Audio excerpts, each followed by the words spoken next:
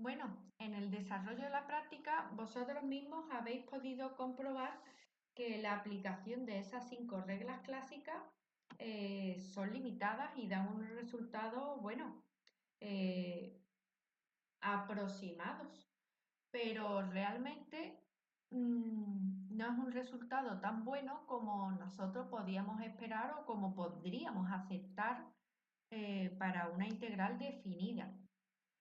Daos cuenta también, recordad lo que ocurría con los polinomios de interpolación, y es que si yo pretendo usar muchos nodos, muchos puntos de interpolación para que esas fórmulas de cuadratura funcionen mejor, sabéis que al final me salía el efecto de Runge y bueno, por tanto la aproximación por esa regla de cuadratura para un polinomio de interpolación con muchos nodos tampoco va a ser buena. Por tanto, las reglas clásicas eh, tienen un efecto limitado, ¿de acuerdo? Tienen un efecto limitado como ya habéis podido comprobar. Entonces, la idea no es seguir añadiendo nodos a ese polinomio de interpolación, sino si yo tengo un intervalo AB donde está definida la integral, partir ese intervalo en pequeños subintervalos en los que yo aplicaré la regla de cuadratura. ¿De acuerdo? Voy a aplicar la regla de cuadratura a cada una de estas pequeñas integrales en las que divido la, la integral definida en los extremos A, B.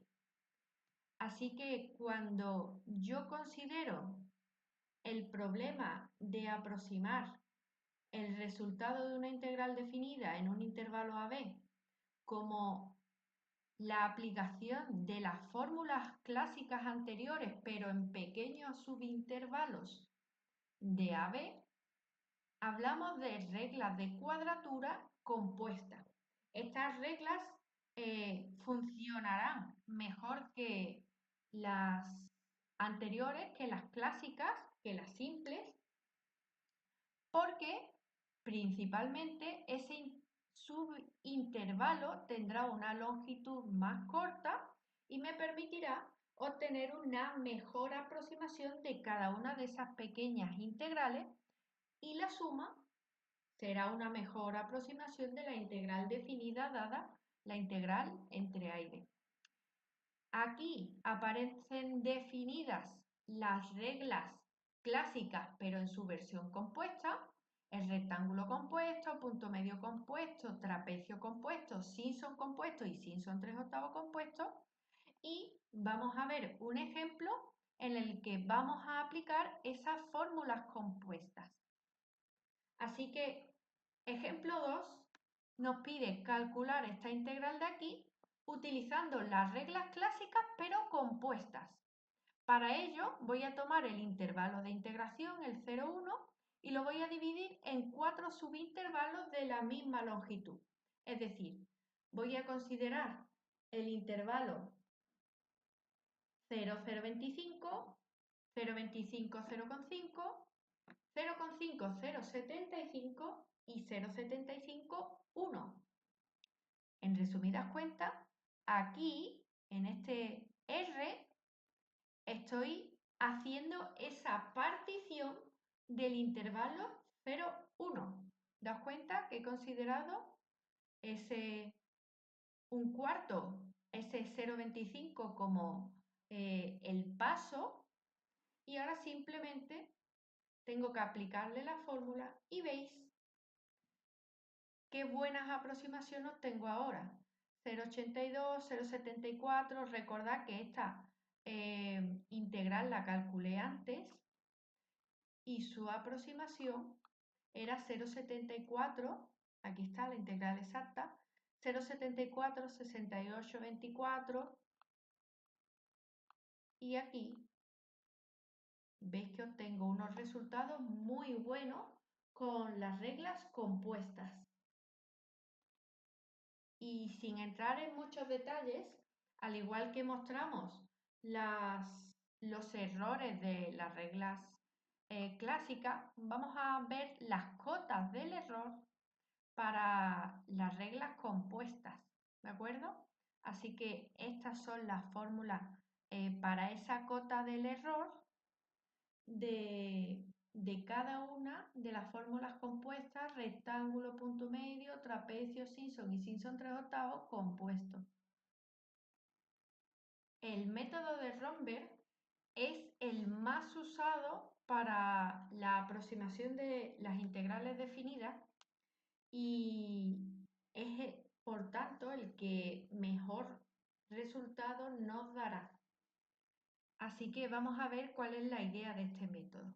En primer lugar, se escoge una regla de cuadratura compuesta, después vamos a hablar de cuál vamos a considerar, y con un diámetro, con un paso h, particionamos el intervalo AB, ¿de acuerdo? Vamos a considerar puntos de distancia h en ese intervalo AB. En el segundo paso ejecutamos de nuevo esa regla de cuadratura compuesta con paso la mitad del anterior, es decir, h medios. Y en el tercer paso del método de Romberg se extrapola el valor de la integral para h nulo con una extrapolación polinómica pasando por los puntos del paso 1 y del paso 2 mediante el método de extrapolación de Richardson. ¿De acuerdo? Es un método que no hemos visto, pero es el que se usa aquí en el método de Romberg. ¿De acuerdo? Si esto funcionase bien, se para, y si no fuese suficiente, se añade un nuevo punto según el paso 2 y se continúa. ¿De acuerdo? Ahora vamos a verlo más claramente en un ejemplo. Y deciros, como os adelanté antes, que en la regla de cuadratura compuesta que se escoge para el método de Romberg es la regla del trapecio compuesta, porque al fin y al cabo logramos que se cancelen ciertos errores que con otras reglas de cuadratura no coincidirían, ¿de acuerdo? Así que el método de cuadratura compuesta que se usa para Romberg va a ser del trapecio. Y antes de entrar en su aplicación y su programación, vamos a necesitar dos comandos auxiliares para pintar listas y una versión modificada del algoritmo de Neville que os dejo aquí. ¿De acuerdo? Entonces, ¿qué va a necesitar el método de Romberg para ser aplicado? Pues además de los dos programas auxiliares anteriores, a el método de Romberg le voy a tener que dar la función f, los extremos de integración a y b, el número de nodos que quiero equiespaciar en el primer paso, ¿de acuerdo? Solamente el número de nodos, el mismo me calculará ese valor del paso h, y de manera automática el método va a presuponer una tolerancia de 10 elevado a menos 10, un número máximo de iteraciones de 20 y una precisión de 14 dígitos. ¿De acuerdo? Así que bueno, aquí está definido este método de Romberg y vamos a la aplicación. Fijaros, voy a aplicar Romberg para esta integral, la misma que hemos estado trabajando en los ejemplos anteriores, pero ahora le voy a pedir una tolerancia de 10 elevado a menos 6. Y ya que inicialmente tengo simplemente el intervalo 0, 1, voy a considerar que el número de intervalos, el número de nodos, va a ser inicialmente n igual a 1. ¿De acuerdo? En el paso 1 voy a considerar este n de aquí, ese n de aquí, que era el número de intervalos equiespaciados, simplemente va a ser 1, el intervalo en el que estoy, el 0, 1. Así que veis que para el primer intervalo 0, 1 me calcula aquí una primera aproximación, pero el error no es menor que 10 elevado a menos 6, así que considera añadir, tal y como pedía el método de Romberg, un subintervalo más.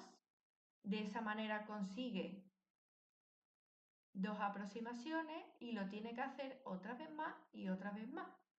Y al final, la extrapolación de Richardson dice que la aproximación ya con un error, con una tolerancia de 10 elevado a menos 6, de hecho, fijaros, está a la menos 7, lo ha superado incluso.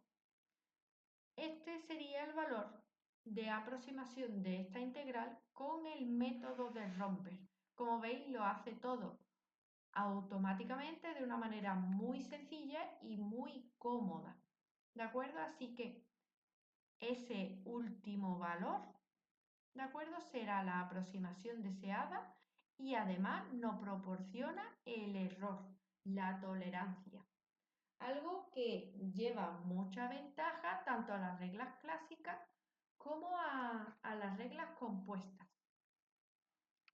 Así que este método de Romberg es el que se usa actualmente en el cálculo de estas integrales definidas y será el que mejor nos funcione.